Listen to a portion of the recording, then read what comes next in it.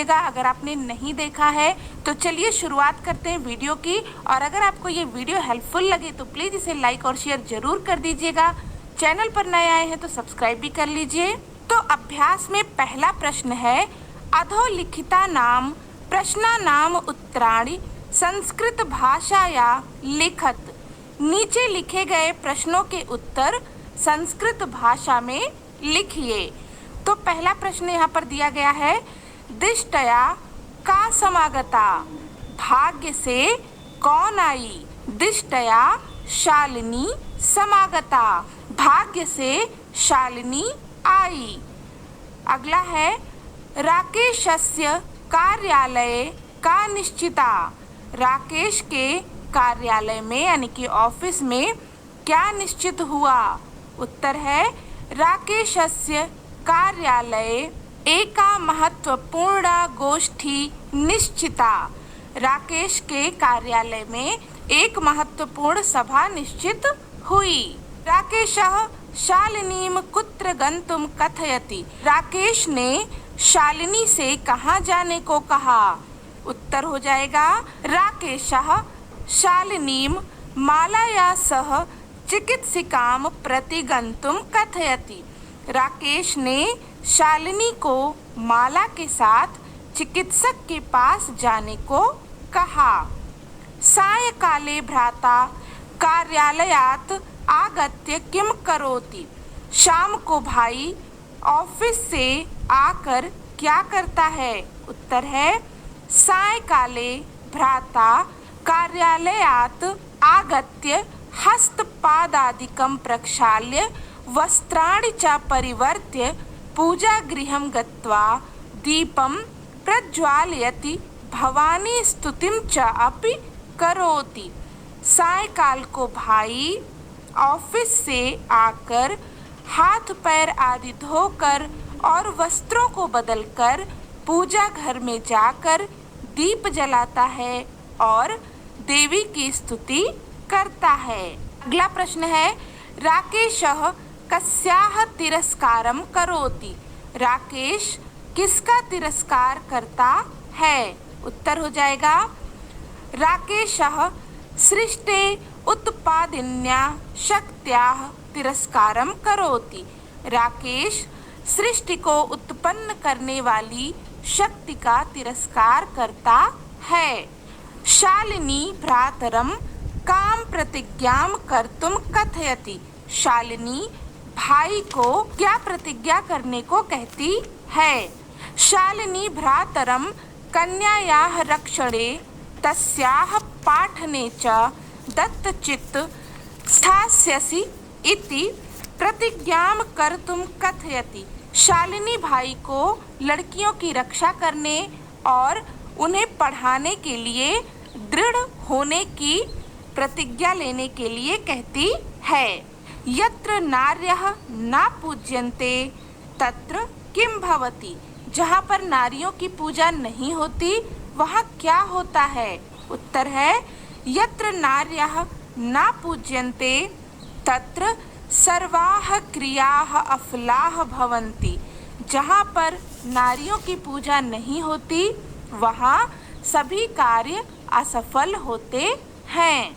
अगला प्रश्न है, अधोलिखित पदानाम संस्कृत रूपम तत्सम रूपम लिखत। नीचे लिखे गए पदों का संस्कृत रूप यानी कि तत्सम रूप लिखिए। तो यहाँ पर हमें कुछ पद यानी कि शब्द दिए गए हैं, ये हिंदी में दिए गए हैं। इनका हमें तत्सम रूप यानी कि संस्कृत रूप लिखना है। जैसे कि पहला यहाँ पर है कोख, तो इसका संस्कृत रूप हो जाएगा कुक्षि। साथ सह, गोद क्रोडम, भाई भ्राता कुआं कूपः, दूध दुग्धम। प्रश्न संख्या 3 है, उदाहरणम अनुसृत्य कोष्ठक प्रदत्तेषु पदेषु तृतीया विभक्तिं प्रयुज्य रिक्त स्थानानि पूरयत। उदाहरण के अनुसार कोष्ठक में दिए गए पदों में तृतीय विभक्ति का प्रयोग करके रिक्त स्थान पूरा करें। तो यहाँ पर हमें कुछ वाक्य दिए गए हैं जो कि अपूर्ण है। इन्हें पूरा करने के लिए कोष्ठक में कुछ पद दिए गए हैं, इन पदों में हमें तृतीय विभक्ति लगाना है और इन वाक्यों को पूरा करना है। जैसे कि यहाँ पर एक उदाहरण दिया गया है, मात्रा सह पुत्री गच्छति, माता के साथ बेटी जाती है। कोष्ठक में दिया गया था मातृ शब्द और इसका तृतीय विभक्ति बनाएंगे तो हो जाएगा मात्रा। इसी प्रकार से यहाँ पर है विना विद्या न लभ्यते। कोष्ठक में पद दिया गया है परिश्रम। परिश्रम का जब तृतीय विभक्ति बनाएंगे, इसका प्रयोग करेंगे तृतीय विभक्ति में, तो ये हो जाएगा परिश्रमेण। परिश्रम के बिना विद्या नहीं मिलती है। अगला है छात्रः लिखति, छात्र लिखता है। किससे लिखता है? कोष्ठक में दिया गया है लेखनी। लेखनी यानी कि कलम। तो इसका तृतीय विभक्ति बनाएंगे तो यहाँ पर हो जाएगा लेखन्या, क्योंकि ये स्त्रीलिंग शब्द है। छात्रः लेखन्या लिखति, छात्र कलम से लिखता है। अगला है सूरदासः अंधः आसीत्। कोष्ठक में दिया गया है नेत्र, इसमें लगाएंगे तृतीय विभक्ति तो हो जाएगा नेत्राभ्याम। सूरदासः नेत्राभ्याम अंधः आसीत्, सूरदास आँखों से अंधा था। अगला है सह साकम समयम यापयति। कोष्ठक में दिया गया है मित्र, तृतीय विभक्ति लगाएंगे तो पद हो जाएगा मित्रेण। सह मित्रेण साकम समयम यापयति, वह मित्र के साथ समय व्यतीत करता है। अगला प्रश्न है का स्तंभे विशेषण पदम दत्तम, खा स्तंभे च विशेष्य पदम तयोर मेलनम कुरुत। स्तंभ का में विशेषण पद दिए गए हैं और स्तंभ खा में विशेष्य पद, इनका हमें मेल कराना है। जैसे कि पहला यहाँ पर है स्वस्था, स्वस्था यानी कि स्वस्थ, तो इसके साथ में विशेष्य पद हो जाएगा मनोदशा। इन दोनों को मिलाएंगे, स्वस्था मनोदशा यानी कि स्वस्थ मन की दशा।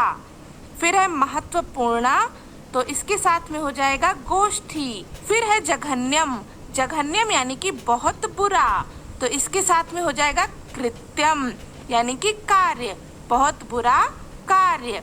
क्रीडंती यानी कि खेलती हुई, इसके साथ में हो जाएगा पुत्री, खेलती हुई पुत्री। कुत्सिता यानी कि बुरा, इसके साथ में हो जाएगा वृत्ति यानी कि विचार, बुरा विचार। इस प्रकार से यहाँ पर इनका मेल हम कराएंगे। प्रश्न संख्या 5 है अधोलिखिता नाम पदा नाम विलोम पदम पाठात चित्वा लिखत। नीचे लिखे गए पदों का विलोम पद पाठ से चुनकर लिखिए।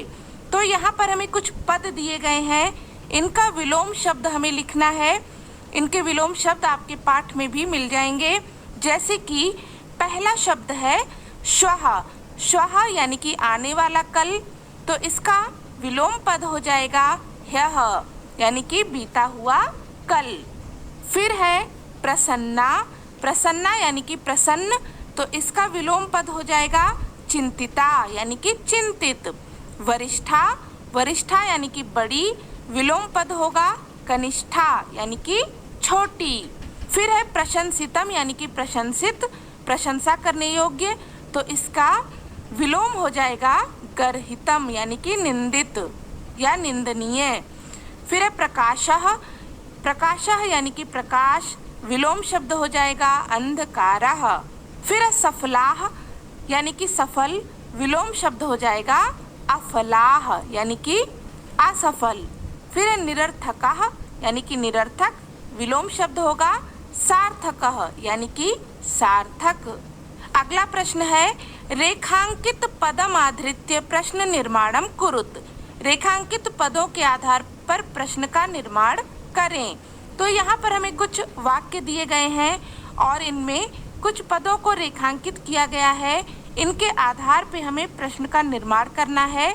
जैसे कि पहला यहाँ पर है प्रसन्नतायाः विषयो अयम, प्रसन्नता का विषय है यह, तो किसका विषय है यह? यहाँ पर हो जाएगा कस्याः विषयो अयम। फिर है सर्वकारस्य घोषणा अस्ति। सरकार की घोषणा है। तो किसकी घोषणा है? यहाँ पर हो जाएगा कस्य। कस्य घोषणा अस्ति। अहम स्वापराधम स्वीकरोमि। मैं अपना अपराध स्वीकार करता हूँ। तो मैं अपना क्या स्वीकार करता हूँ? यहाँ पर हो जाएगा अहम किम स्वीकरोमि। फिर है समयात पूर्वम आयासम करोषि।